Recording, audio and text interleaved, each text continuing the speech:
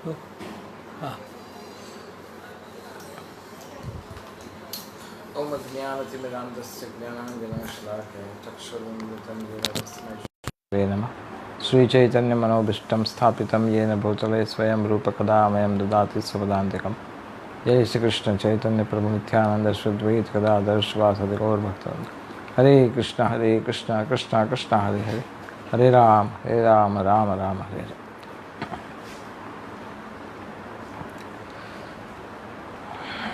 कल हमने चर्चा की थी रामचंद्र भगवान किस तरह से युद्ध आरंभ किया और पहले दिन रावण को काफ़ी क्षति हुई और उसके बहुत सारे योद्धा समाप्त हो गए। लक्ष्मण पहले रामचंद्र भी एक बार पराजित हुए थे। वो ऐसा नागपाश फेंका था इंद्रजीत ने, तो गरुड़ ने आकर के भगवान की सेवा की थी। दूसरी बार जब इंद्रजीत ने लक्ष्मण को शक्ति नाम का अस्त्र डाला था तो उसका औषधि तो था नहीं कहीं पर सिवाय कि हिमालय में, तो हनुमान को ये कार्य दिया गया। तो कल हमने सुना था कि किस तरह से हनुमान गए हिमालय में और ये औषधि लाने के लिए गए थे। सुषेण वैद्य ने बताया था कि औषधि कैसी होती है, तो सुषेण वैद्य ने कहा था कि ये पुष्प संजीवनी जो होंगे उनका वो स्पेशल प्रकाश उसमें से निकलता होगा। तो हनुमान जब वहाँ पर गए तो देखा उन्होंने प्रकाश निकलने वाली औषधि कहाँ पर है। तो वहाँ पर कई ऋषि मुनि रहते थे और ऋषि मुनियों ने सोचा कि ये यहाँ पर कोई संकट आने वाला है। कुछ लोग कहते हैं कि देवताओं के ये जुरिस्डिक्शन में आता है ये पर्टिकुलर जगह। आज भी है, अगर आप कोई भाग्यशाली वहाँ पर जाता है, वो पर्वत आज भी है, जा सकते हैं उधर। सब प्रकार की संजीवनी बूटी उधर है, लेकिन ये सब दिव्य औषधियाँ होने के कारण मनुष्य के हाथ में ये लगती नहीं है। ऐसी दिव्य औषधि बहुत अलग अलग प्रकार की होती है। कहा जाता है कि जगन्नाथपुरी में कुछ 2 या 3 प्रकार की दिव्य औषधियाँ हैं और वो औषधि अभी भी है और वो आज किसी को नहीं पता कि औषधि कहाँ पर है। लेकिन उस औषधि से कैसा भी कोई भी बीमार व्यक्ति हो वो ठीक हो सकता है। वो सब जगन्नाथपुरी में अभी भी है। सो इस तरह से हिमालय में वहाँ पर औषधियाँ थी, तो वहाँ के जो ऋषिगण थे उन लोगों ने सोचा कि ये औषधियाँ तो बड़ी कीमती है, क्योंकि ऐसा माना जाता था कि वो पुष्प संजीवनी का एक पत्ता अगर कोई खा ले तो 5 साल तक उसको ना भूख लगेगी, ना प्यास लगेगी, ना निंद्रा आएगी। अर्थात इन सब जो शरीर की आवश्यकताएं होती है उससे ऊपर हो जाता है। अर्थात वो उसको सता नहीं सकते, वो इतना स्वस्थ हो जाता है। तो बड़ी मेहनत लगती है उसके लिए, इसलिए किसी को मिलती नहीं। तो इन ऋषियों ने अपनी शक्ति से ऐसा प्रयोग किया कि बहुत सारी और भी पत्ते थे, पौधे थे, इसमें से पुष्प संजीवनी तो एक ही थी। लेकिन ऋषियों ने ऐसा चमत्कार किया कि सारी औषधियाँ चमकने लगी। तो हनुमान के पास तो एक ही डिस्क्रिप्शन था कि चमकती होगी और इसको लेके आना है। तो सब जब सारी चमक रही थी तो यहाँ हनुमान ने सोचा कि एक पौधा कहाँ ढूंढूंगा, सारा का सारा पर्वत ही उठा लेता हूँ। तो ये ऋषि मुनि सब चौंक गए। बोले हमने तो सोचा था कि ये कन्फ्यूज होकर वापस चला जाएगा ये वानर, लेकिन ये तो कोई साधारण वानर नहीं है, ये तो पूरा का पर्वत उठा रहा है। जब उन्होंने पता रोकने का प्रयास किया तो हनुमान जी ने कहा कि मैं ये किसके लिए ले जा रहा हूँ। लक्ष्मण जी के लिए ले जाऊँ, भगवान रामचंद्र की सेवा के लिए। तब फिर वो औषधि वहाँ से गई बाहर लक्ष्मण के पास। ऐसा माना जाता है कि लक्ष्मण के बाद उस औषधि का जो प्रभाव है, क्योंकि वो औषधि के आसपास में ही बहुत सारे ऐसे जो बीमार हो ठीक हो जाते हैं केवल उसके आसपास रहने से ही। उसको छूने की तो बात ही छोड़ दो। तो जामवंत जी ने यहाँ पर सारे असुर सैनिक जो थे राक्षस जाति के, जो मरे पड़े थे, उन सब को उठा उठा के समुद्र में डलवा दिया। उनको पता था कि इसका प्रभाव इतना प्रबल है। तो सारे केवल वानर सैनिक जो मरे थे उस दिन, उन लोग को रखा था। बाकी राक्षस सैनिक सबको समुद्र में फेंक दिया और सबके ऊपर एक सिरा डाल दिया ताकि वो ऊपर ना आए। और जैसे ही वहाँ संजीवनी बूटी, अभी तो ज़मीन पे लैंड भी नहीं हुई थी, और सब लोग उसका प्रभाव शुरू हो गया। जब लक्ष्मण ठीक हुए उसके बाद बाकी कुछ वानर भी इससे ठीक हुए। तो ये सब घटनाएं हुई थी। उसके बाद इंद्रजीत को लक्ष्मण ने हरा दिया। इंद्रजीत के पास भी ऐसा वरदान था कि उसको तभी मारा जा सकता है कि जब उसको यज्ञ में कोई विघ्न डाले। तो ऐसा उसने प्रयास किया था कि यज्ञ ऐसी जगह पे करेगा कि कोई जानेगा ही नहीं, किसी को पता ही नहीं होगा कि कहाँ यज्ञ कर रहा है। तो विघ्न डालने की तो बात ही छोड़ दो। और सेना होती थी आगे, वो सेना को मार के जाना बड़ा असंभव था।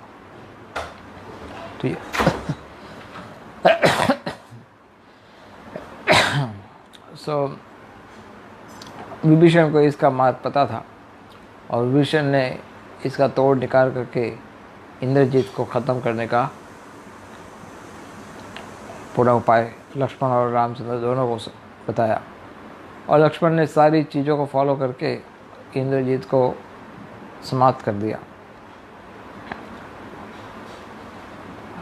कल हमने चर्चा की थी कि इंद्रजीत की मृत्यु से घबरा करके कुंभकर्ण का भी मृत्यु हो गया था, क्योंकि कुंभकर्ण आया था युद्ध करने के लिए, भगवान ने उसको भी ख़त्म कर दिया था। तो पूरी तरह से परास्त होने के पश्चात रावण ने सोचा कि अब मैं जाता हूँ हेल्प लेने के लिए, मैं ही रावण की हेल्प लेने के लिए, जो कि कुछ और स्थानों में इस घटना का वर्णन आता है और ग्रंथ में, कि मही रावण ऐसा बलवान था कि उसको मारने के लिए 3 चीज़ एक साथ होगी तभी वो मरेगा। जैसे कल हमने बताया था, एक उसने अपने आधे प्राण रखे थे एक हीरे में, जो कि बड़ा हीरा था, और उस दूसरे आधे प्राण रखे थे उसने हिमालय की किसी गुफा के अंदर 5 दिए में डिवाइड करके।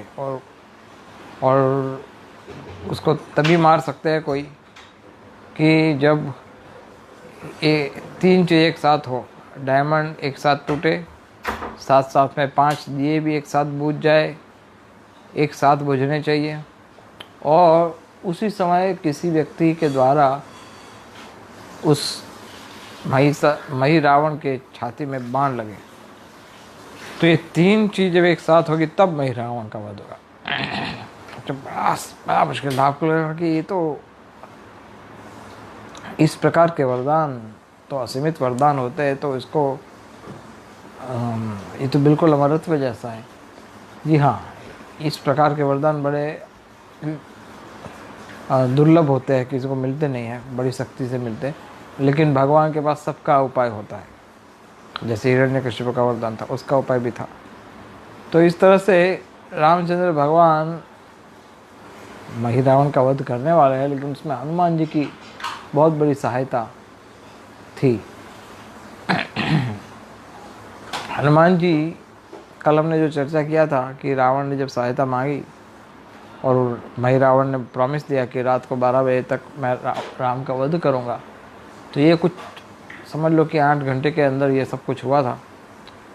और मही रावण की पत्नी ने तो साफ मना कर दिया कि इस झगड़े में मत पड़ो, क्योंकि रावण के विषय में तो नारद मुनि ऑलरेडी बोल चुके थे कि रावण का वध रामचंद्र के द्वारा होने वाला है, और मैंने यहाँ तक सुना था कि अगर मही रावण की नगरी में महीपुरी, उस महीपुरी में अगर जब कभी कोई बंदर प्रवेश करेगा तो समझ लेना कि उस दिन मही रावण का अंत हो जाएगा। तो अब वो ये वानर जो है ये जुड़े हुए इस राजकुमार के साथ, तो इसलिए हमें कोई रिस्क नहीं लेना है। लेकिन मही रावण नहीं समझे। उसने तो बोला कि नहीं नहीं, मैं इतना बलवान हूँ, इतना शक्तिशाली हूँ, मैं तो अवश्य मारूंगा, अवश्य युद्ध करूँगा। तुम लोग क्षत्रिय भावना को नहीं समझते। अभी ये बात जो थी कि मही रावण राम लक्ष्मण को किडनैप करने आएंगे, ये बात किसी भी तरह से रामचंद्र तक पहुंचाने की थी। तो ये अगस्त्य मुनि ने, ऐसा कहा जाता है कि अगस्त्य मुनि ने जाकर के विभीषण को, हनुमान को, सबका आगाह किया, सबको उन्होंने चेतावनी दे दी, उनको बताया कि इस तरह से मही रावण जो है वो किडनैप करने के लिए कभी भी आ सकता है। इसलिए तो विभीषण, हनुमान, तुम लोग राम लक्ष्मण की सुरक्षा का प्रबंध करो। तो भगवान की ये लीला थी, आप ऐसा मान के चल सकते हैं।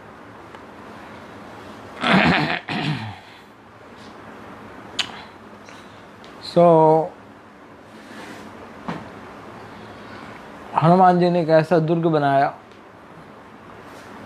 विभीषण ने कहा कि हमें तुरंत सुरक्षा का प्रबंध करना पड़ेगा। तो हनुमान जी ने अपनी पूंछ से दुर्ग बनाया। अपनी पूंछ को ऐसे कोयल गोल गोल गोल गोल घुमा करके पूरा विशाल, अनंत उनकी पूंछ लंबी बनाई और विशाल इतना बड़ा दुर्ग बनाया, इतना बड़ा दुर्ग आप अंदाज़ा नहीं लगा सकते, जिसके अंदर सब व्यवस्था, बगीचे, बैठने का व्यवस्था, सब ऐसा सुंदर दुर्ग। पूंछ से इतनी सारी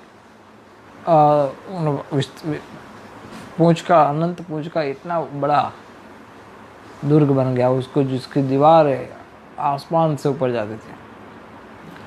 और पूंछ के अंत में एक जगह पर उन्होंने उसका एंट्रेंस रखा था, उस गुफा का, उस दुर्ग का।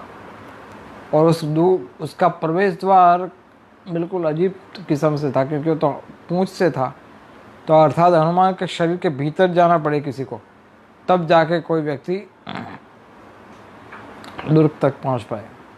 तो रास्ता ऐसा बनाया था हनुमान जी ने कि कान में से प्रवेश करना पड़े, और कान से प्रवेश करके पिछली का जो मेरु होता है गर्दन के पीछे, वहाँ से सीधा मार्ग जाता था पूरा मेरु के ऊपर और मेरुदंड, और वहाँ से सीधा पूंछ में प्रवेश करके जा सकते। तो इस तरह का रास्ता बनाया था। अब हनुमान के कान से प्रवेश करके जाना पड़ता, ऐसा मार्ग बनाया था हनुमान ने। और राम और लक्ष्मण दोनों को अंदर सुरक्षित करके दो पहरे पर लगे थे, हनुमान और विभीषण दोनों, क्योंकि किसी भी समय वही रावण वहाँ पर आ सकता है, ये उनको पता था। तो दोनों आगे इधर उधर घूम रहे थे सुरक्षा के लिए।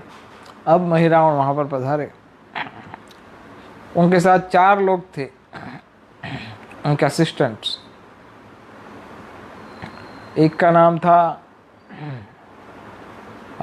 चतुर, पता नहीं कैसे नाम बताया था, लेकिन चतुर।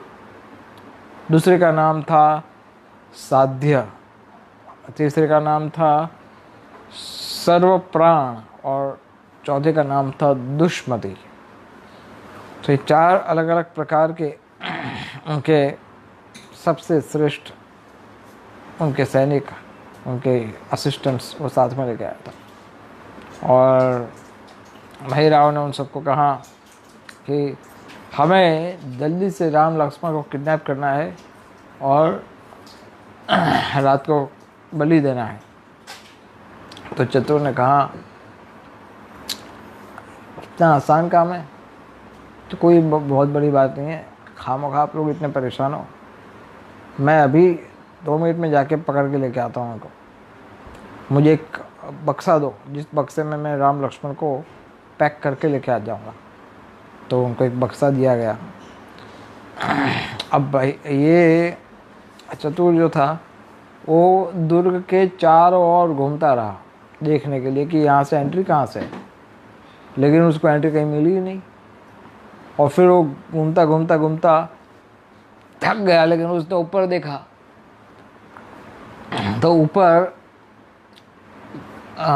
कितना ऊंचा है। ऐसे ऊपर देखा और ऊपर देखा और ऊपर देखा, देखते देखते वो पूरा लेट गया ज़मीन पर, लेकिन उसकी आँख से वो देख ही नहीं पाया कि ये दुर्ग की दीवारें कितनी ऊंची है। तो बाद में वो शर्मिंदा होकर आया भाई रावण के पास, मुझसे तो नहीं होगा ये, बहुत बड़ा है, मुझसे नहीं हो पाएगा। तो साध्य तुरंत वहाँ पर आ गया, हजरत इसको क्या आता है, आप इसको क्यों भेजा, मुझे भेजना चाहिए, और मुझे कोई बक्सा बक्सा चाहिए ही नहीं, मैं तो ये राम लक्ष्मण दोनों को हाथ में उठा के लेके आऊँगा। आप देखो मैं इतना वीर हूँ। तो साध्य गया वहाँ पर लेने के लिए, वो भी ऐसे घुमा, सब जगह देखा कि तो बहुत ऊंचा है। तो उसने सोचा कि मैं अब ईगल का पक्षी बाज वो बन जाता हूँ, क्योंकि उसकी दृष्टि बहुत दूर तक होती है, आकाश में उड़ सकता है। उसको पता पड़ा कि दीवारें ऊंची है और आसमान में देखना पड़ेगा कि ये लोग कहाँ पर छुपे हैं। तो ऊपर उड़ने लगा, वो ऊपर उड़ने लगा, ऊपर उड़ने लगा, देखा तो कुछ काफ़ी ऊपर ये स्वर्ग, ये तारों तक चले गए, सितारों जो आकाश में है वहाँ तक चला गया। तो देखा तो वहाँ पर अभी भी हनुमान की पूंछ तो ऊपर जा रही है, तो दुर्ग अभी भी ऊपर है। तो वह चंद्रलोक, फिर भूर भूवर स्वर महर जनलोक, जनलोक में देखा वहाँ पर भी उसको दिखाई दिया। सत्यलोक तक पहुँच गया, थकते उड़ता उड़ता थक गया, लेकिन हनुमान का ये दुर्ग ख़त्म ही नहीं हो रहा है। वो वापिस आ गया, वो ये हमसे नहीं होगा ये। तो फिर उसने नीचे से ट्राई किया हनुमान की पूंछ से एंट्री लेने के लिए, तो हनुमान को खुजली सी आई कुछ, लेकिन हनुमान ने तुरंत उसको, पता नहीं हनुमान सोचे कि क्या होगा, तो दबा दिया उसको और वो उसको ख़त्म कर दिया। लेकिन नहीं, रावण बोले कि किसी से कुछ नहीं होगा। अब मैं समझ गया कि इसको कैसे पार किया जाए। मही रावण के पास माया शक्ति बहुत ज़्यादा थी। उसने क्या किया, उसने अपनी योग शक्ति से अपनी सांस रोक दी और जैसे मृतक प्राय बन गया, मृतक जिसका कोई अस्तित्व ही नहीं है। और उसने रूप लिया विभीषण का। अब विभीषण इधर से उधर चल रहे, और ये विभीषण के पास, विभीषण बोले हनुमान जी को, असली विभीषण बोले कि मैं पीछे चक्कर मार के आता हूँ, तुम यहाँ संभालना, रावण ना आ जाए कहीं से। तो वो विभीषण ऐसे गए, थोड़ी देर में तुरंत विभीषण दौड़ते हुए वापिस आए। अब वापिस आके गए, मुझे लग रहा है कि जरूर कोई गड़बड़ हुई है, मुझे देखना पड़ेगा कि राम लक्ष्मण सुरक्षित है कि नहीं। मैं तुम्हारे कान में प्रवेश करता हूँ, मुझे जाने दो, मैं अंदर देख के जाता हूँ कि राम लक्ष्मण वहाँ पर है कि नहीं। तो अब ये तो गए अंदर, कान के अंदर। हनुमान ने कहा ठीक है जाओ अंदर। और जैसे अंदर गए, उसमें मैं असली वाला विभीषण वहाँ वापिस आए। वो जो आया था वो नकली विभीषण था, और नकली विभीषण जो मही रावण थे वो घुस गया अंदर, कहाँ पूरा अंदर चला गया। राम लक्ष्मण को तुरंत उसने अपनी योग शक्ति से मूर्छित कर दिया, और मूर्छा करके वो एक क्षण में पूरा किला आकाश मार्ग से सीधा निकल गया, पूरा आकाश मार्ग से। अब असली विभीषण आया, कहाँ कि सब ठीक है। तो हनुमान ने कहा तुम तो अंदर गए थे, तुम यहाँ से कैसे आए? बोले मैं कहीं अंदर नहीं गया, मैं तो बोल तो गया था कि मैं इधर जा रहा हूँ, इधर आ रहा हूँ। तो हनुमान ने सोचा कि जरूर कोई गड़बड़ हुई है, तो विभीषण को बोला कि तुम चेक करो, जाओ अंदर जा कर के क्या हुआ है। असली विभीषण को बोला। तो अब असली विभीषण अंदर जाके कहे, वापिस आए, ख़त्म, सब खत्म। हनुमान तुमसे इतनी बड़ी गलती कैसे हो सकती है, अब सब समाप्त हो गया, अब मुझे आत्महत्या करनी पड़ेगी। क्यों, क्या हुआ? बोले राम लक्ष्मण है ही नहीं उधर, वो असुर उठा करके चला गया किडनैप करके। तो हनुमान जी ने कहा नहीं, कुछ ख़त्म नहीं, और आत्महत्या मत करो, क्योंकि सारी इन्फॉर्मेशन तो तुम्हारे पास है कि मही रावण है कहाँ, राम लक्ष्मण गए कहाँ, और तुम जानकारी दोगे तब जाके मैं उसको पकड़ के लेके आऊँगा ना। अब मैं हार नहीं मानने वाला, तुम मुझे बताओ मही रावण रहता कहाँ पर है, मैं वहीं पर जाकर उसको पकड़ करके उसको ख़त्म करके राम लक्ष्मण को वापस लेके आता हूँ। तो एक भक्त जनरली इस प्रकार से होता है कि वो कितनी भी बड़ी मुसीबत, कितनी बड़ी समस्या सामने आ जाए, लेकिन उनको पूरा विश्वास होता है कि अवश्य रक्षित कृष्ण, कुछ नहीं होगा, हम भगवान की सेवा में जुड़े हुए हैं, भगवान अवश्य मेरी सुरक्षा करेंगे। तो हनुमान जी बड़े स्ट्रिक्ट थे, बड़े चुस्त थे शरणागति में। तुरंत हनुमान ने कहा मैं जाऊंगा, मुझे बता दो केवल कहाँ रहता है। बोले कुछ नीदरलैंड के पास कहीं पर,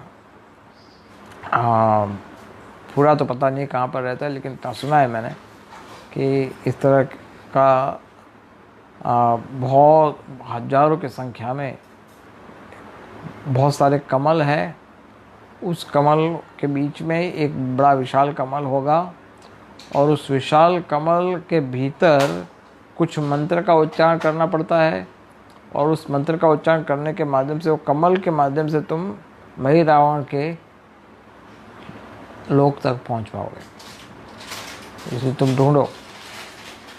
हनुमान सोचने लगे हो, तो बड़ा रूप लिया, क्योंकि उनको टाइम कम था, और आकाश मार्ग से उड़ने लगे, सब जगह बड़ी तेज़ी से भागने लगे, चेक करने लगे कहाँ पर मही रावण का छिप सकता है, मतलब चेक करने गए। और अचानक उन्होंने देखा एक जगह पर बहुत सारे कमल थे, और बड़ा एक कमल भी मिला, तो हो सकता है यही कमल होगा। तो वहाँ पर पहुँचे, उस कमल के भीतर जाने के लिए छोटा रूप लिया, और कमल के अंदर जाने के लिए प्रयास किया, लेकिन वहाँ पर तो लॉक था, और मंत्र तो आता नहीं है, अब क्या करें, कोई मंत्र या कुछ आवाज़ करनी थी। तो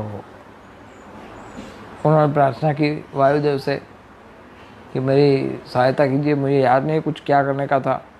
वायुदेव ने कहा कि चिंता मत करो, यहाँ सक्शन सिस्टम से काम करता है ये, तो यहाँ पर तुम मैं इसका रहस्य जानता हूँ, मैं तुम्हारे लिए मार्ग खोल देता हूँ। तो वायुदेव ने वो मार्ग खोल दिया, और सीधे चले गए हनुमान अंदर। हनुमान जाके देखा तो बड़ा सुंदर सरोवर, बड़ा सुंदर बगीचे, कितना सुंदर एंट्री। बोले अंदर कितना और सुंदर होगा, लेकिन बड़ा दुर्ग बना हुआ था सामने, और दुर्ग के ऊपर कुछ 20-25 करोड़ सैनिक खड़े थे। हनुमान ने सोचा कि एक एक करके मारने जाऊंगा तो घंटे निकल जाएंगे, एक साथ ही सब मर जाए, ऐसा कोई उपाय करना पड़ेगा। तो हनुमान वहाँ सोच ही रहे थे कि कैसे मारे। तो एक वृक्ष पीछे से बोला कि मेरी सहायता कीजिए, मुझे यहाँ से उठा करके उन पर फेंकिए। हनुमान ने कहा तुम कौन हो?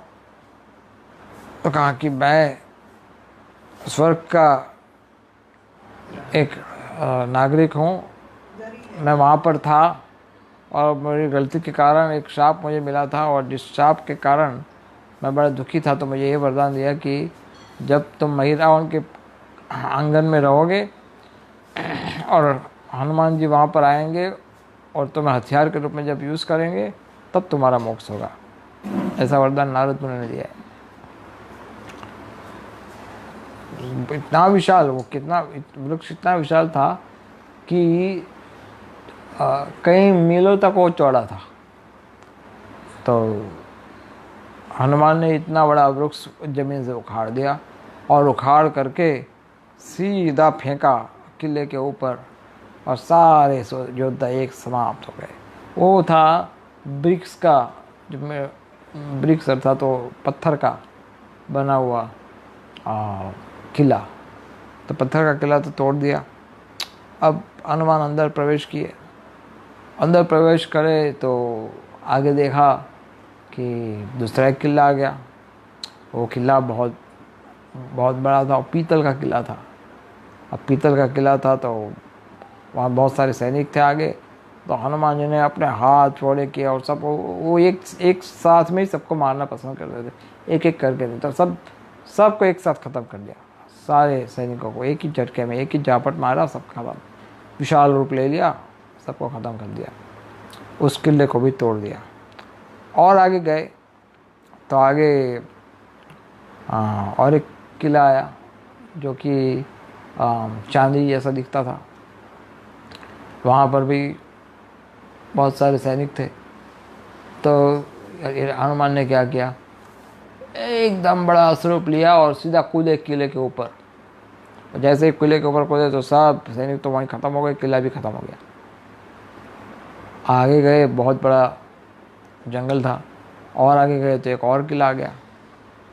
आप सोचे कैसी सुरक्षा बनाई थी। और वो जो किला, हर किले के जो सैनिक थे वो जैसे जैसे आगे जाते थे वो 3 गुना बढ़ जाते थे सैनिक की संख्या। तो उसके अंदर और गए तो और किसी कांसे का किला था और वहाँ उस किले को भी तोड़ दिया।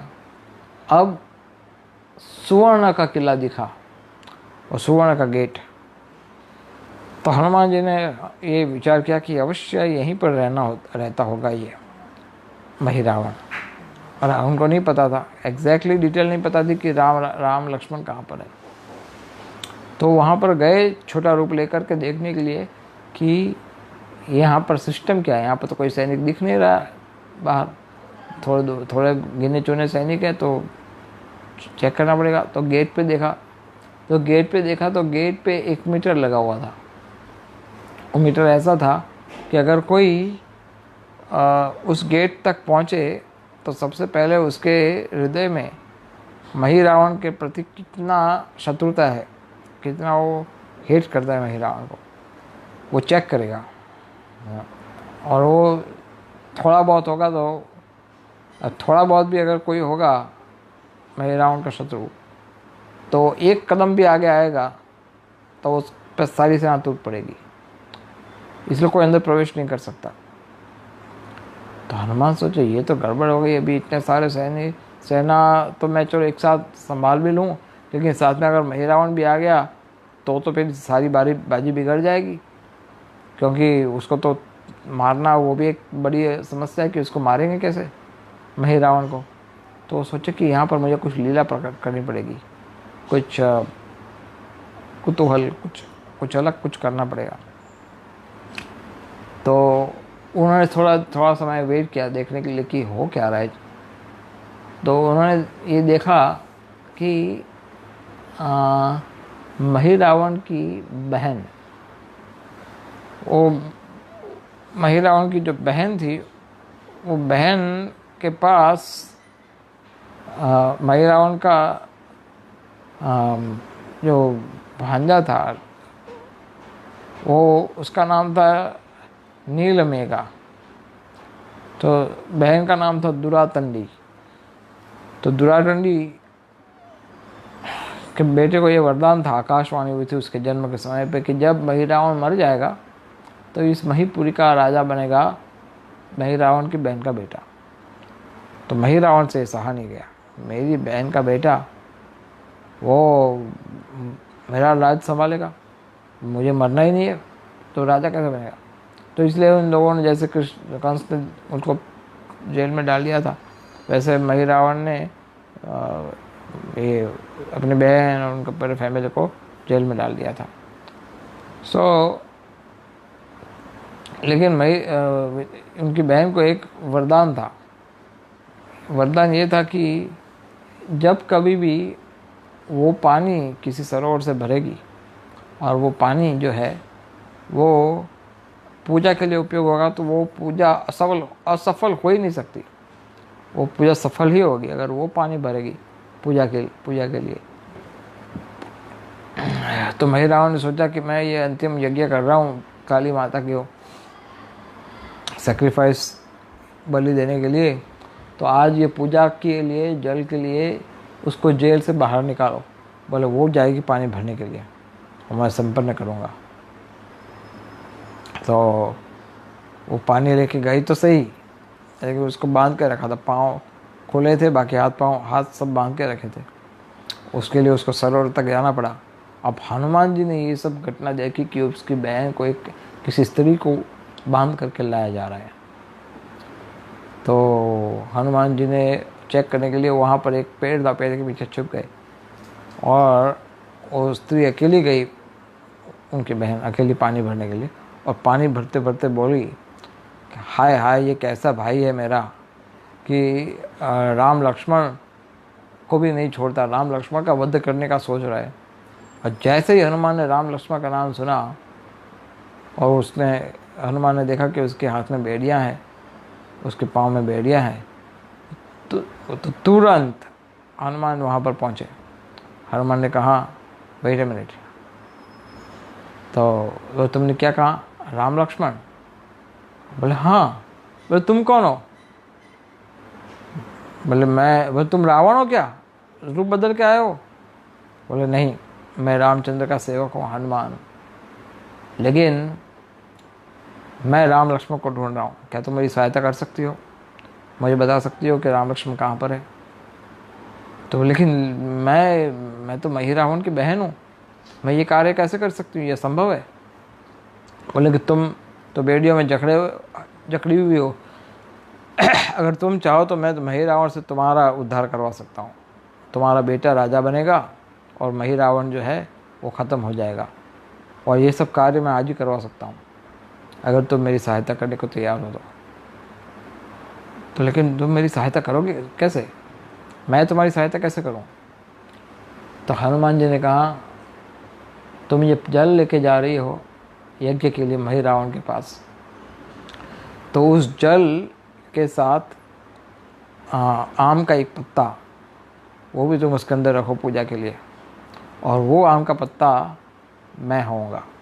आम के पत्ते के रूप में मैं छोटा रूप लेकर के अंदर आ जाऊंगा।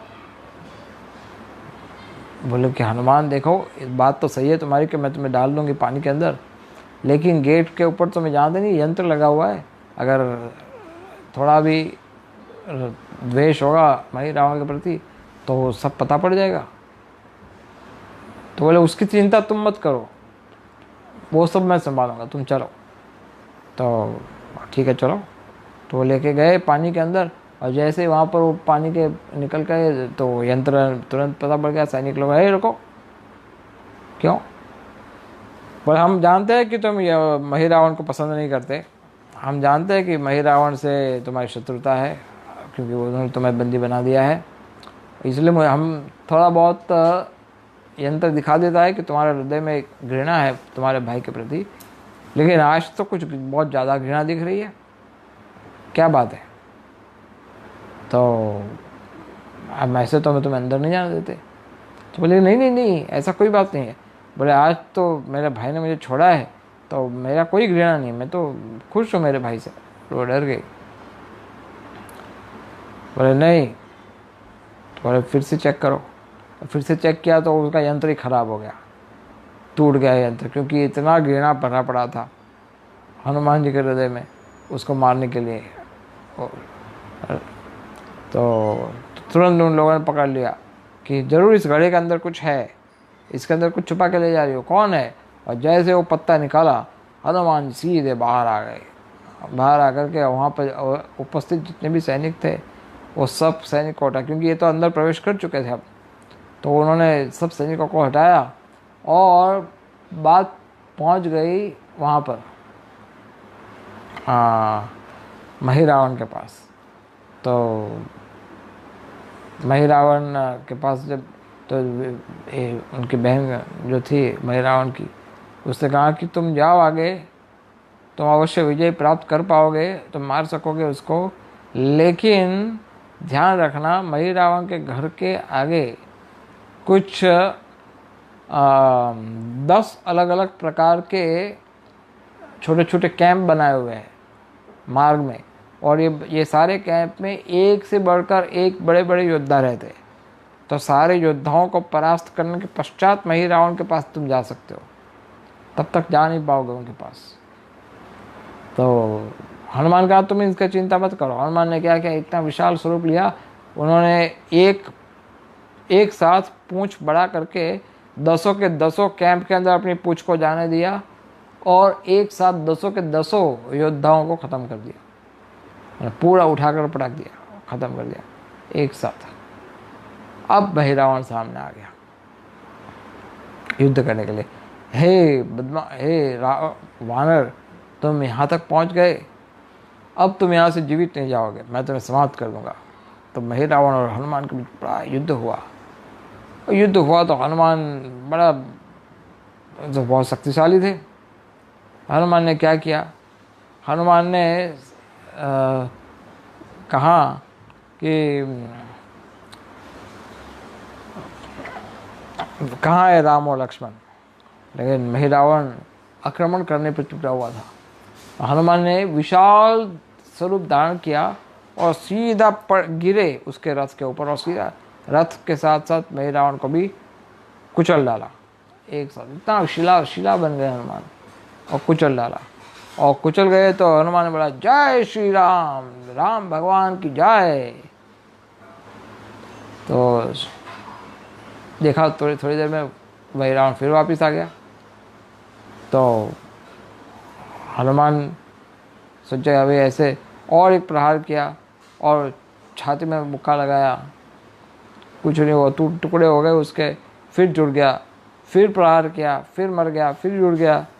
अब हनुमान ने उसको लॉक कर दिया तो अदृश्य हो गया। तो हनुमान ने सोचा कि ये तो बड़ा विचित्र प्राणी है, इसको तो कैसे मारे।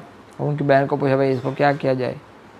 और हाँ देखा आकाश में से पर्वत, चांदी का बना हुआ पर्वत हनुमान क्यों आ रहा था। बोले ये पर्वत नहीं है, वही है। उसकी बहन ने कहा इसको तुम खत्म कर दो। तो बोले पर्वत तोड़ डाला हनुमान ने, और पर्वत टूट गया, फिर वापस आ गया। तो अब हनुमान ने जैसा अंतिम प्रहार करने का प्रयास किया, वेल युद्ध उसको, हनुमान जी को तो पता था कि ये इतना भयानक है, क्या करे। पहुंचना था उनको यज्ञशाला तक, तो उन्होंने फिर उसको बांधने का प्रयास किया, लेकिन अब फिर से अदृश्य हो गया। तो हनुमान जी ने फिर उनकी बहन को पूछा कि अब क्या हुआ, अब कहाँ चला गया ये। बोले ये चला गया है यज्ञ करने के लिए, अभी टेम्पररी एक यज्ञ करेगा और बड़ी यज्ञ के द्वारा ऐसी शक्तियाँ उत्पन्न करेगा और वो शक्तियों से तुम्हें परास्त करेगा।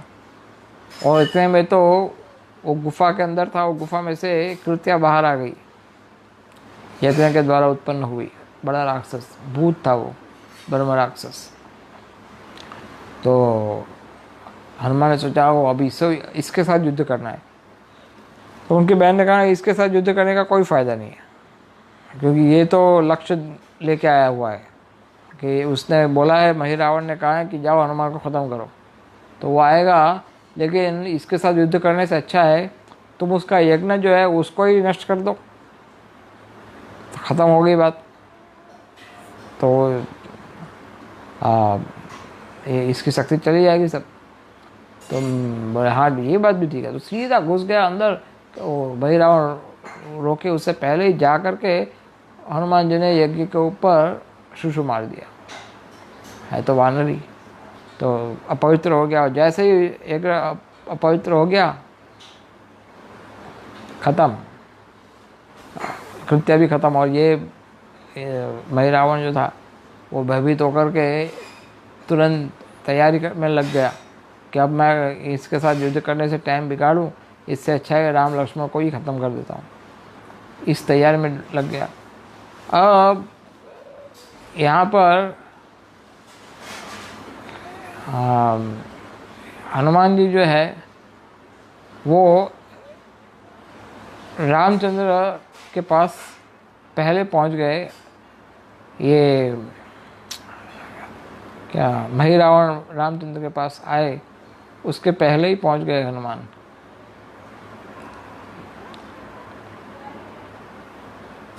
और हनुमान ने जाकर कहा कि हे प्रभु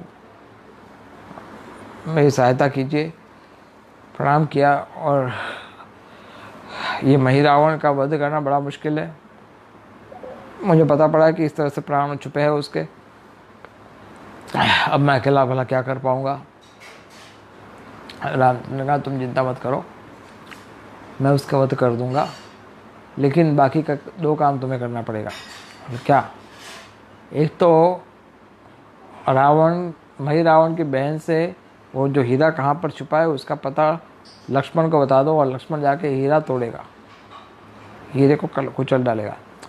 साथ साथ तुम चले जाओ हिमालय में और वहाँ पर जाके वो सारे दिए जो है वो बुझा दो, और जब दिए बुझाने का समय आए उस समय ब्रह्मा जी से वरदान लेकर के तुम तुरंत इधर आ जाना और मुझे बता देना, तो मैं उस समय उसको छाती में घात कर दूंगा और वहीं ख़त्म हो जाएगा असुर। तो लक्ष्मण को भेजा उनकी बहन के साथ वो हीरे के पास। Lakshman was ready. हनुमान उड़ के गए बड़ी तेज से हिमालय में, बड़े बड़े ग्लेशियर्स के पीछे 1 2 3 ऐसे बड़े बड़े हिमशिलाएँ थी, उसके पीछे टोच पर कहीं 5 गुफाएं थी। 5 गुफाओं में से किसी एक गुफा में 5 दिए जल रहे थे। तो हनुमान जी उस गुफा में से एक गुफा में गए, वो उसमें 5 दिए देखे। हनुमान ने पहला दिया बुझाने का प्रयास किया लेकिन वो नहीं हुआ। दूसरा बुझाने का प्रयास किया तो पहला वापस हो गया। तीसरा किया तो दूसरा वापस हो गया। तो हनुमान समझ गए कि ये 5 को एक साथ बुझाना पड़ेगा, अब क्या करें। तो फूंक लगाई जोर से तो भी नहीं बुझे। जोर से हवा डाली 5, फिर भी एक भी 5 में से अगर 4 एक साथ हुए और 5वां थोड़ी देर बाद वापस 5 के 5 ठीक हो जाते थे। तो हनुमान जी ने वायुदेव को याद किया कि हेल्प कीजिए, ये इसको कैसे करने का है। तो वायुदेव वहाँ प्रकट हो गए। वायुदेव ने कहा एक काम करो, ये काम ये 5 दिए का जो है वो मैं कर सकता हूँ इसको आराम से। कैसे? क्योंकि ये दिए तो तब जलते हैं ना कि जब वायु होगा। बोले मैं यहाँ पर वैक्यूम 0 करा देता हूँ, 0 ऑक्सीजन, तो वो तो होगा ही नहीं, फिर जलेगा ही नहीं, सारे एक साथ बुझ जाएंगे। तुम चले जाओ रामचंद्र के पास और तुम अपना कार्य करो। हनुमान जी तुरंत पहुँच गए रामचंद्र के पास और यहाँ पर दिए बुझे। उससे लक्ष्मण ने हीरा तोड़ दिया और यहाँ पर हनुमान जी ने रामचंद्र को इशारा कर दिया कि अब समय आ गया। तो वो तैयार था और वो मही रावण ने कहा राम को तैयार हो जाओ बलि के लिए, सबसे पहले तुम्हें मुझे प्रणाम करना पड़ेगा। तो ऐसा कहा जाता है रामचंद्र ने भी नाटक किया। रामचंद्र ने कहा अब प्रणाम करना ये क्या होता है, मैं तो भूल गया प्रणाम करना, तुम मुझे सिखाओगे। तो जैसे उसने अपना अस्त्र साइड में रखा और वो झुकने की तैयारी कर रहा, जैसे झुकने के लिए दिखाने के लिए मही रावण ने सोचा कि मैं दिखाता हूँ कैसे प्रणाम किया जाए। और जैसे झुका तुरंत रामचंद्र ने धनुष बाण से उसके छाती में प्रहार कर दिया और एक साथ तीनों चीज़ हुई और मही रावण का वध हो गया। अब मही रावण का इस तरह से वध होने के पश्चात मही रावण ने ऐसी योजना बनाई थी अगर जब मही रावण मरेगा तो सारी मही पूरी ख़त्म हो जाएगी। तो अचानक बड़ा भूकंप आया और सब नष्ट होने लगा। तो हनुमान ने राम और लक्ष्मण दोनों को अपने कंधे पे बिठा करके वहाँ से हवा छलांग लगा दी और नील को ये आदेश दे दिया कि तुम फिर से मही रावण का जो नगरी था महीपुरी उसको बना करके वो उनका जो भांजा था उसको राजा बना देना, हम जाते हैं रावण के साथ अंतिम युद्ध करने के लिए। तो रावण के साथ अंतिम युद्ध करने के लिए भगवान रामचंद्र अब वापस आ गए और ये युद्ध इतना विशाल था, ये कोई साधारण युद्ध नहीं था। क्योंकि महाभारत के युद्ध में तो कैसा था कि शाम के समय पे शंख बजता था, युद्ध विराम हो जाता था और रात्रि के समय पे दोनों योद्धा के सैनिक आपस में एक दूसरे से मिलना है तो मिल सकते थे। लेकिन ये जो युद्ध था वो तो दिन रात 24 घंटे चलता था। कभी रात में भी प्रहार होता था, कभी दिन में भी प्रहार होता था। इस तरह से इसका कोई गारंटी नहीं था कब बंद होता था, कब शुरू होता था। तो रात के समय में असुरों की, राक्षसों की शक्ति डबल हो जाती थी। तो ये मायावी राक्षस युद्ध करते थे, पूरा दिन रात मेहनत करते थे। और रामचंद्र और रावण का ये अंतिम युद्ध जब होने वाला था रावण को पता पड़ गया कि अब तो मैं रावण भी ख़त्म हो गया, अब राम खुद ही इधर आ गया, अब मुझे अब कोई चारा बचा नहीं है, तो मुझे युद्ध करना ही पड़ेगा। तो उसने शिव जी के पास चले गए, शिव जी की सुरक्षा की, शिव जी के पास सुरक्षा मांगी। और युद्ध करने से पहले सबसे पहले तो जब रावण का वध हुआ उसके एक दिन पहले रावण का युद्ध राम से बहुत तेज जोर से हुआ था। इतना भयानक युद्ध हुआ था कि रामचंद्र ने रावण को रथ, उसका हथियार और सब कुछ हटा दिया और उसको भेज दिया जीवित छोड़ करके। तो जब वो जीवित छोड़ा तो रामचंद्र ने कहा, एक अजीब बात पहले रावण को, रामचंद्र ने कहा कि देखो, मैं तुम्हें चाहता तो अभी इसी समय मार देता, लेकिन मैं तुम्हें एक और अवसर देना चाहता हूँ। कल युद्ध करने आने से पहले तुम थोड़ा सोचो। मैं तुम्हें एक वरदान देता हूँ कि अगर तुम सीता को मुझे वापस दे देते हो अभी भी, तो मैं तुमसे युद्ध नहीं करूँगा, तुम्हारे प्राण नहीं लूँगा, और तुम्हें संतोष नहीं है तो कोई बात नहीं, जितने अभी तुम्हारे सैनिक मरे हैं वो सबको मैं वापस जीवन दान दे दूँगा। यहाँ तक कि कुंभकर्ण, मेघनाद, ये सबको जीवन दान दे दूँगा। इससे भी अगर तुम्हें संतोष नहीं होता है तो मैं काल के प्रभाव से सबको ये भुलवा दूँगा कि हमारे बीच में कभी युद्ध भी हुआ था। सब लोग तुम्हारा कीर्तिगान गाएंगे, सब यशोगान करेंगे, और सबके सामने मैं ऐसा घोषणा कर दूंगा कि रावण जो है वो रामचंद्र का मित्र थे। केवल तुम सीता को वापस दे दो, जाओ, मैं तुम्हें यहाँ पर छोड़ देता हूँ, क्षमा करता हूँ, शर्त यह है कि सीता को वापस दे दो। अगर तुम कल सीता को वापस नहीं किए तो मुझे तुम्हारा वध करना ही पड़ेगा। तो जब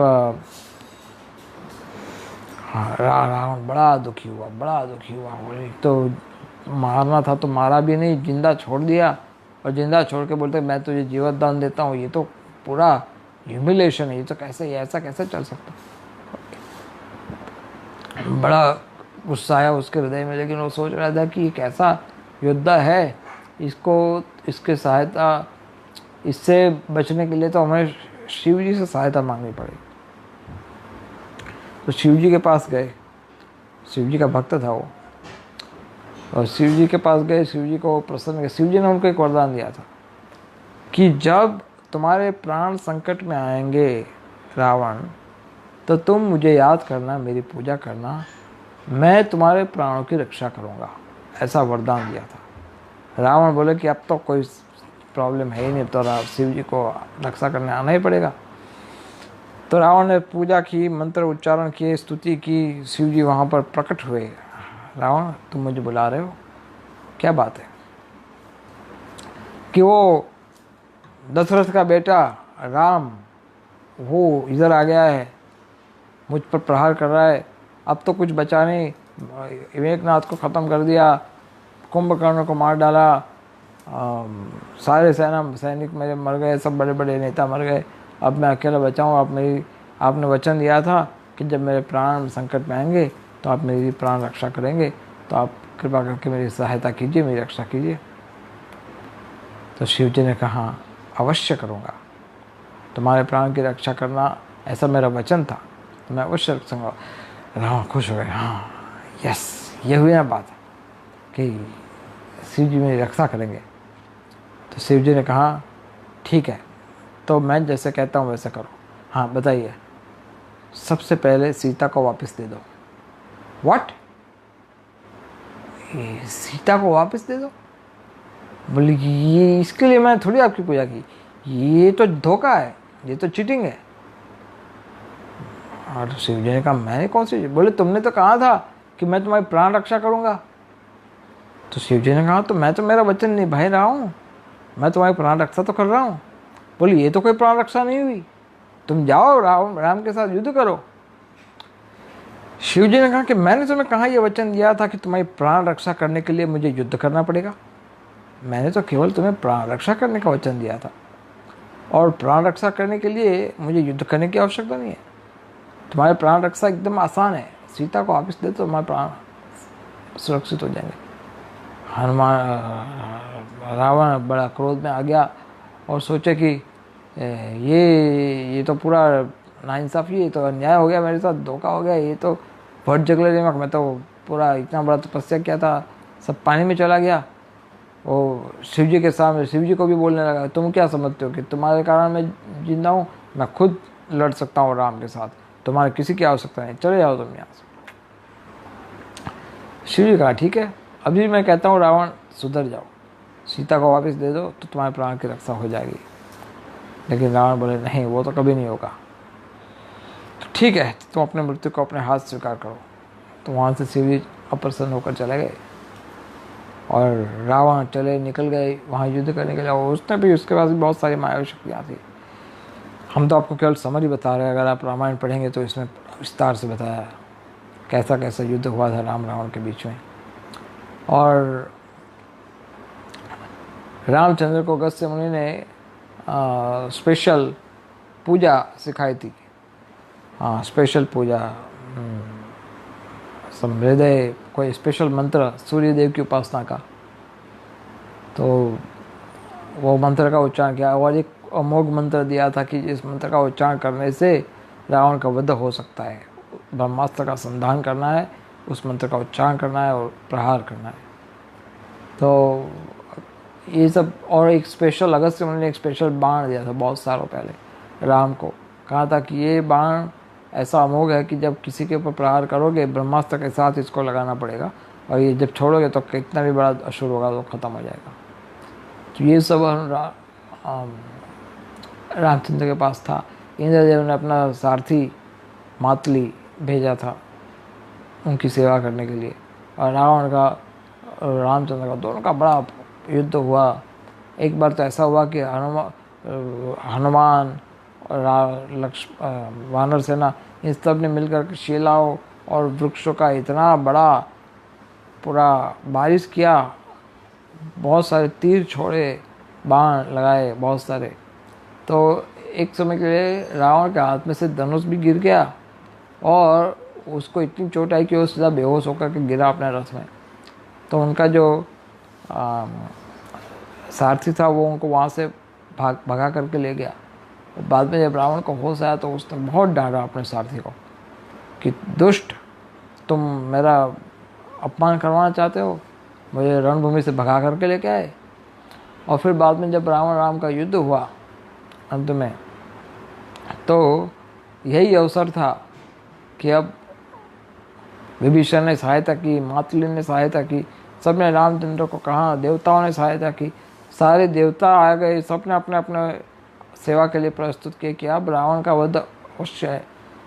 तो रामचंद्र ने, राम के पास इतना बड़ा धनुष था कि उनकी हाइट से भी बड़ा था। तो जैसे ही रामचंद्र ने संधान किया धनुष के ऊपर और ब्रह्मास्त्र का आवाहन किया और मंत्र का उच्चारण किया, और सब देवताओं मिलकर के ऐसा मानो कि जैसे ब्रह्मास्त्र नहीं, सारा ब्रह्मांड एकजुट होकर के रावण का वध कर रहा है। तो रामचंद्र ने ऐसा प्रहार किया, ऐसे कुछ वर्णन ऐसा भी है कि रामचंद्र ने पहले एक एक बार मारने का प्रयास किया, लेकिन उसके पास 10 अलग अलग शिव थे और उसका प्राण जो था वो भी नाभि में छुपा हुआ था, कुछ कहते हैं कि उनके हृदय में था। तो इस तरह से अलग अलग स्थान पे प्रहार किया, लेकिन इस बार रामचंद्र ने मंत्र का उच्चारण किया और सीधा मारा रावण को, और रावण तुरंत आकाश में से धराशायी होकर के जमीन पे आ गिरा। श्री रामचंद्र भगवान की जय। तो इस तरह से रावण का वध हुआ भगवान रामचंद्र ने। और बाद में तो काफ़ी सारी कथाएं हैं, लेकिन हमने आप सोचा था कि आपके साथ रामनवमी के पहले पहले रामायण का अंतिम जो भाग होते हैं वो सब की चर्चा करेंगे। और रामनवमी के दिन हम सोच रहे थे कि आपके साथ रामचंद्र के जन्म के विषय में बात करेंगे, तो कल रामचंद्र के जन्म के विषय में बात अवश्य करेंगे। रावण का वध होने के पश्चात जब लोगों ने कहा कि आगे का क्या किया जाए, तो रामचंद्र ने कहा कि इनका अग्नि संस्कार करो, इन सब का श्राद्ध सेरेमनी वगैरह सब जो कर रहा है करो। कोई जाओ वहाँ पर जाकर के सीता को बता दो कि रावण का वध हो चुका है, अब वो आ सकती है। तो जब रावण हनुमान जी गए उनको लेने के लिए, सीता वहाँ पर वापस आई, तो ऐसा कई जगह बताया गया है कि रामचंद्र ने कहा, रामचंद्र ने और एक लीला प्रस्तुत की। रामचंद्र ने कहा कि हनुमान जी ने आके कहा कि सीता माता आ गई है, आप वो आपके दर्शन चाहते हैं। रामचंद्र बोल रहे उनको बोल दो कि मैंने मेरा काम कर दिया, उसका रावण से मुक्ति करवा दिया, अब उसको जहाँ जाना है चली जाए। तो सब लोग आश्चर्य में हो गए, विभीषण की ओर देखा, लक्ष्मण ये सब क्या हो रहा है? बोले इतना सेतु बनाया, युद्ध किया, इतने बड़े बड़े पराक्रम किए, सबको ख़त्म कर दिया, अब ये क्या बोल दिया भगवान ने? तो विभीषण के पास आए, बोले हाँ मैं भी यही सुना है। लक्ष्मण के पास आए, बोले हाँ मैंने भी यही सुना है। तो सब लोग मिल के गए रामचंद्र के पास कि आपने क्या आदेश दिया था? बोले क्या आपको पता नहीं पड़ा, सुना ही नहीं दिया मैंने क्या कहा? मैंने कहा कि उस देवी को बोलो कि मैंने उनकी सुरक्षा कर ली है, अब वो जहाँ पर जाना चाहे चली जाए, और तुमने अपना काम किया, तुम सब किसके अंदर जाओ, और मैं जाता हूँ अयोध्या। तो सब लोग दुखी हो गए। तो इसका कुछ तो उपाय होना चाहिए, कुछ तो उपाय होना चाहिए। क्या? तो जाओ सीता को संदेश दो। सीता को संदेश दिया कि ऐसा कह रहे प्रभु, तो क्या करे? तो प्रभु को बोला, सीता ने उत्तर दिया कि आप उनको पूछो कि मेरे तो स्वामी आप है, अब मैं जाऊँ तो कहाँ जाऊँगी? तो रामचंद्र के पास है। रामचंद्र ने कहा कि मुझे क्यों पूछ रहे हो, उनको जहाँ जाना जाए, उनको ही पूछो कि वो कहाँ जाना चाहती है। तो वहाँ पर पूछा, उनको कहा कि मेरे तो अब स्वामी मुझे स्वीकार नहीं करेंगे, तो मेरा तो एक ही उपाय है कि मुझे आत्मा समर्पण करना पड़ेगा अग्नि को, मैं अपना शरीर स्वाहा कर दूंगी।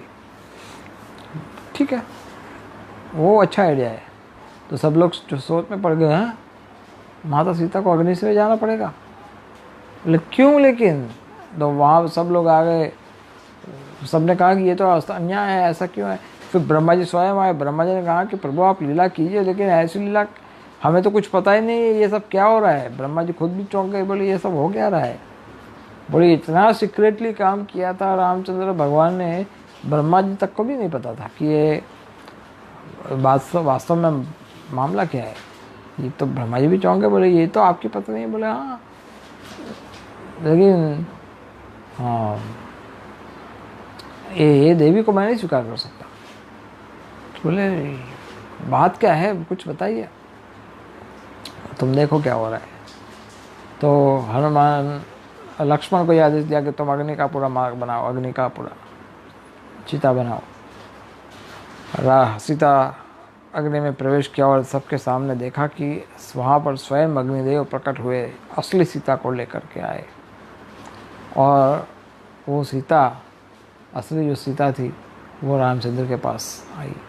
रामचंद्र ने कहा कि भाई तुम लोग खामखा इतने परेशान हो गए थे, इतनी सीधी सी बात थी कि वो देवी मेरी पत्नी नहीं थी, तो मैं उसको कैसे स्वीकार करूं?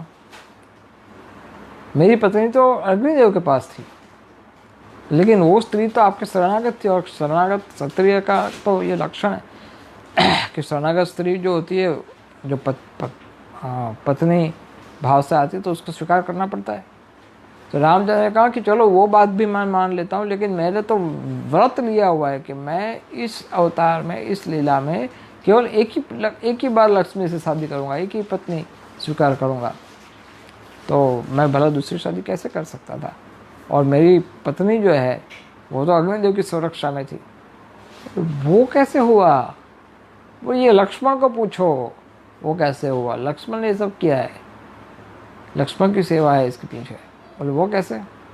कि जब रावण आया था हरण करने के लिए, तो लक्ष्मण ने अग्नि को सुरक्षा के लिए बोला था कि तुम यहाँ पर सुरक्षा करो। कुछ लोग कहते हैं लक्ष्मण रेखा बनाई थी, लेकिन यहाँ पर अग्नि को साक्षात हाजिर किया था कि तुम उपस्थित रहो और रावण से सीता की रक्षा करो। अब ये तो बड़ी लंबी कथा है कि कैसे रावण ने अपहरण किया था सीता का, लेकिन जब रावण सीता को स्पर्श करने वाला ही था उस समय अग्निदेव तुरंत नकली सीता रावण के हाथ में दे दी और असली सीता तो उनको छुपा करके चले गए अपने लोक में, अग्निदेव वहाँ पर, और ये नकली सीता रावण को दे दी। इसके पीछे भी कहानी है कि वो भी एक अप्सरा थी पूर्व जन्म में, जो कि नारायण की सेवा करती थी और तपस्या करती थी। रावण ने उनके साथ बल प्रयोग किया था और उसने ऐसा वरदान लिया था कि रावण का वध मेरे कारण होगा। तो बहुत सारी कथाएं जुड़ी हुई है इसके पीछे। तो यही कथा का पूरा, एक्चुअली ये वर्णन रामायण में पूरा डिटेल में नहीं आता है, ये वर्णन आता है कूर्म पुराण में है।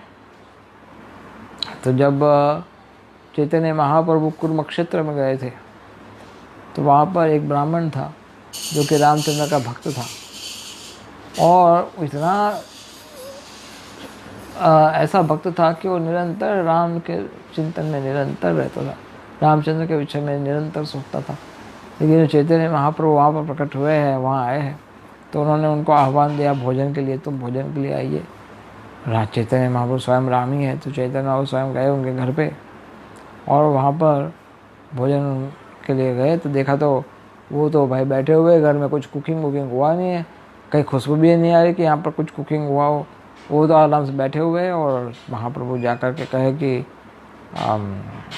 आपने मुझे भोजन के लिए बुलाया था, तो आपने बोले हाँ आइए आप बैठिए, भोजन के लिए मैंने बुलाया आपको, लेकिन अभी लक्ष्मण गया है लकड़ियाँ लेने के लिए। अब जब लक्ष्मण लकड़ी लेकर आएंगी फिर माता सीता उसमें रसोई बनाएगी, तब जाके रामचंद्र को भूख लगेगा ना, तो उसके पहले तो मैं आपको भोजन कैसे दे सकता हूँ। तो चैतन्य महाप्रभु बोले कि ओ अच्छा। बाद में उसको बाह्य ज्ञान हुआ, ये मैं क्या बोल दिया। वो अपने पूरे बाह्य चेतना में वापस आ गया। वो तो निरंतर रामलीला का चिंतन करते। अब सोचो कि इतना चिंतन करते करते कोई भक्त निरंतर भगवान का चिंतन करते हैं, तो स्वयं जिनका चिंतन कर रहे रामचंद्र, जिनका वो चिंतन कर रहे, जिनका वो भक्त था, वो स्वयं भगवान रामचंद्र चैतन्य महाप्रभु के रूप में प्रकट हुए थे सामने। सोचिए, तो अगर निरंतर आप सोचिए कि आप निरंतर कृष्ण का चिंतन करेंगे तो कृष्ण को भी निरंतर आपका चिंतन करने के लिए बाध्य बन जाना पड़ेगा। आप सोचिए कि अगर आप निरंतर चिंतन कृष्ण का करते हैं तो कृष्ण आपके माध्यम से वो हर सेवा करवा सकते हैं कि जो उनको प्रिय है। और अगर आपकी इच्छा है कि उनके इंस्ट्रूमेंट बन कर के आप सेवा करना चाहते हैं, उनकी इच्छा पूरी करना चाहते हैं, बद्ध जीवों का उद्धार करना चाहते हैं, तो भगवान आपको सब सुविधा देंगे, सब शक्ति देंगे, सब आशीर्वाद देंगे और आपको सफल भी बनाएंगे। तो जब कूर्म ब्राह्मण जो वहाँ था वो उसको पता पड़ा कि ये तो गलत हो गया, तुरंत उसने कुकिंग किया, भोग लगाया, भगवान को भोजन जब चैतन्य महाप्रभु को जब भोजन सब समाप्त हो गया, उसके पश्चात इन्होंने उनके चरणों में बैठ कर के ब्राह्मण ने पूछा महाप्रभु को कि मैं रामचंद्र की सेवा करता हूँ, उनका मैं तुच्छ दास हूँ, लेकिन मेरे बड़ी चिंता निरंतर सता रही है। महाप्रभु कहा क्या चिंता है तुम्हारी कि वो दुष्ट रावण माता सीता को स्पर्श कैसे कर पाया, इतनी पवित्र, इतनी साक्षात लक्ष्मी, इसको उसके अपवित्र हाथों ने स्पर्श कैसे किया, ये मैं समझ नहीं पा रहा हूँ। तब महाप्रभु ने उस कूर्म पुराण का वो बताया, जो कथा हमने आपको बताया अभी, कि देखो असली में जो असल सीता थी वो तो वहाँ थी ही नहीं, जो माया सीता थी उसका हरण हुआ था और वही रही थी रावण के पास। तो इस तरह से ये कूर्म पुराण जो है उसमें ये कथा का विस्तार से बना है। उसके बाद फिर अयोध्या की ओर प्रस्थान होता है रामचंद्र का और वहाँ पर उनका राज्य अभिषेक होता है। और आगे कथा फिर लव कुश की भी कथा है, वो सब जब अवसर कभी मिलेगा आप सब भक्तों से चर्चा करेंगे। सो अब यहाँ पर हम समाप्त करते हैं युद्धकांड, और कल प्रयास करेंगे, हम आपके साथ चर्चा करेंगे कृष्ण राम जन्म के विषय में। सो तब तक के लिए thank you very much. Hare Krishna.